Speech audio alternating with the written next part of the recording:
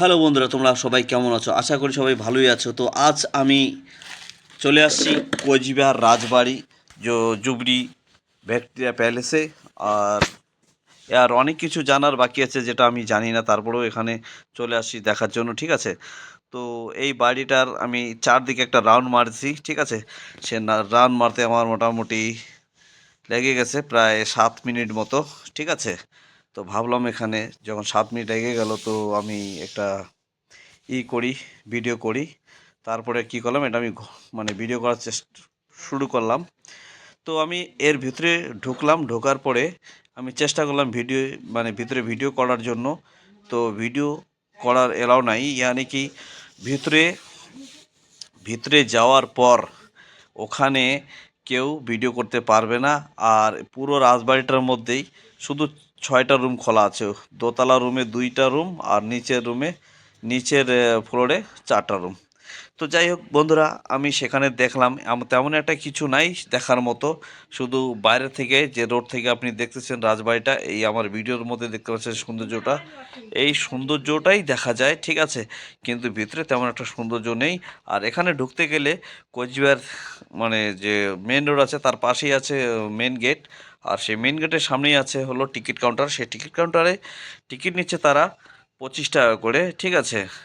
কিন্তু আমার মনে হয় 25 টাকার জায়গায় যদি 50 টাকা নিত, কিন্তু পুরো বাড়িটা দেখতে দিত, তবেই একটু ভালো লাগতো, ঠিক আছে? কিন্তু এরা 25 টাকা নিয়ে শুধু 6টা রুম দেখাচ্ছে। আর মানুষ অনেক দূর দূর থেকে আসতেছে, আসাম থেকে, ও নেপাল থেকে, ভুটান থেকে, বাংলাদেশ থেকে, আবার অন্য অন্য জেলাগুলো থেকেও আমাদের আসতেছে। এটা রয়ে গেছে অ্যাকচুয়ালি পশ্চিম বাংলার কোচবিহার ডিস্ট্রিক্টে, যেটা আগে একটা দেশ ছিল। সে দেশটার নাম ছিল কি কামরূপ দেশ, ঠিক আছে? কিন্তু কামরূপ দেশ থেকে এটা মানে অনেক কিছু এর ইতিহাসের পরে এইসব আসছে। তখন তো আমরা ছিলাম না, তখন সঠিক আমরা বলতে পারি না। তবে এই যে গাছগুলো আপনি দেখতে পাচ্ছেন রাজবাড়ির সামনে, যে গাছগুলা, এই গাছগুলা, এগুলা রাজার আমলের গাছ না, এগুলো এখন পার্কিংয়ে যখন এটা পরিণত হয়ে গেছে, তারপরে এইখানে এই গাছগুলাকে ওরা লাগিয়ে দিয়েছে, ঠিক আছে? তো গাছগুলো ভালোই করেছে, দেখার মতো করছে, ঠিক আছে? যেরকম বাড়িটা সেরকম গাছগুলোও করেছে দেখার মতো। আর এর পাশাপাশি রয়ে গেছে রাজবাড়ির এরিয়ার মধ্যে 2টা লম্বা লম্বা ডিগি পুকুর আর কি। সে পুকুরের মধ্যে গেলাম, আমি দেখলাম সেখানেও কিছু একটা নাই, শুধু জঙ্গলে জঙ্গল। আর রাজবাড়ির সামনাসামনি দেখলাম একটা স্টেডিয়াম, ঠিক আছে? স্টেডিয়াম, তারপর এই রাজবাড়ির পাশে একটা রয়ে গেছে পার্ক, ঠিক আছে? ওটাও রাজবাড়ি পার্ক। তো জায়গাটা বেশ সুন্দর লাগলো আমাকে দেখার জন্য।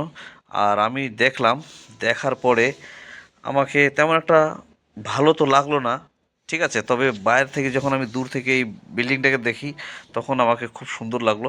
আর সুন্দর লাগার কারণেই আমি এটার ভিডিও করে ছাড়তেছি, ঠিক আছে? এর কাহিনী বহুত কিছু আছে, যতগুলো আমি জানি না, ঠিক আছে? যাই হোক, সে কাহিনী যতটুকু যেমনই থাক, হ্যাঁ। তো আমি এখানে বহুত বড় আশা করে ঢুকেছি যে এরকম আমি দিল্লি লাল কেল্লা দেখে এসেছি, তারপরে হায়দ্রাবাদে গোলকুন্ডা দেখে আসছি, ঠিক আছে? আমি এই যে নিয়েছি এইদিকে, তো এইদিকে ছিল শিব মন্দির, মানে এটা রাজবাড়ির পিছনটা, আর পিছনেই আছে শিব মন্দির, যেখানে রাজার মানে অনেক পুরনো মন্দির ছিল। সেখানে একটা বহুত বড় একটা বট গাছ আছে। হুম। আর রাজা যে একটা রাজ সাগর ডিগি একটা তৈরি করেছে, সেই ডিগিরও আমি ভিডিওটা দেবো আপনাদেরকে, ঠিক আছে? আগে আপনি এটা দেখে নেবেন, তারপরে আমি সাগর ডিগিরও আর কি ভিডিওটা ছাড়বো, ঠিক আছে? আমি অ্যাকচুয়ালি ওখানে একটা কাজের জন্য যাইনি। আমি অ্যাকচুয়ালি গিয়েছিলাম কোর্টের থেকে ফেরার পথেই এখানে ঢুকেছিলাম। তো রাজবাড়িটা এমনিতেই খুবই সুন্দর লাগলো, আর সুন্দর লাগার কারণে যে আমি ভিডিওটা করলাম। আর যদি আপনাদেরকে ভিডিওটা ভালো লেগে থাকে, তাহলে আপনারা লাইক করবেন, শেয়ার করবেন, কমেন্টে বলবেন যে আমার এই ভিডিওটা আপনাদেরকে কেমন লাগলো। তো বন্ধুরা, আশা করি আপনাদেরকে এই ঘরের যে ভিডিওটা বা এই ঘরের সিনটা খুব খুব ভালোই লাগবে। কিন্তু বাইরে থেকেই ভালো লাগবে, ভেতরে তেমন একটা কিছুই নাই, ঠিক আছে? এর ডিজাইনটা যা আছে সব বাইরেই আছে, ভেতরে নাই।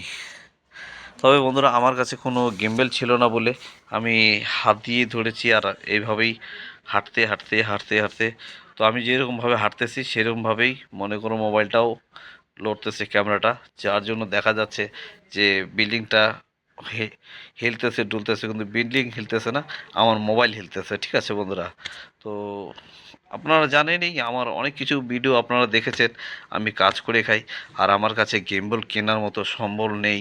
আর আমি যে সাথে একজনকে নেব সেটাও আমার সম্ভব না, কারণ একজনকে নিয়ে গেলে পরে সেখানে গাড়ি ভাড়া দিতে হয় আমার বাড়ি থেকে মোটামুটি 20 কিলোমিটার, আর 20 কিলোমিটার গেলে পরে আমাদের 70 টাকা একজনে আপ অ্যান্ড ডাউন লাগে।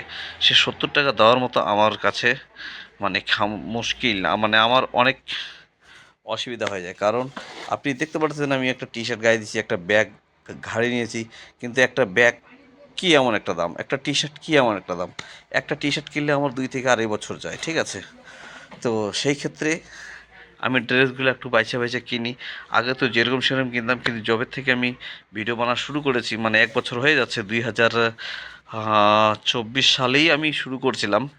জানুয়ারি 23 তারিখ প্রথম ভিডিও দেই, তখন আমার তেমন একটা ইচ্ছা ছিল না যে আমি ভিডিও করব, কিন্তু কোথায় কোথা থেকে আমার ভিডিও করার একটা ইচ্ছা মনে জেগে গেল। তারপরে থেকে আমি কি করলাম, কিছুদিন যাওয়ার পর কিছু কিছু ভিডিও ছাড়া শুরু করলাম, আর এখন আমি কন্টিনিউ ভিডিও ছাড়তেছি, কম আর বেশি।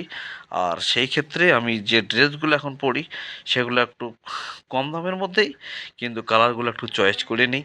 জানি না তোমাদেরকে আমাদের প্যান্ট শার্টের যে কালারগুলো সেগুলো কীরকম লাগবে, যদি ভালো লেগে থাকে কমেন্টে জানাবেন আর আমাকে দেবেন এরকম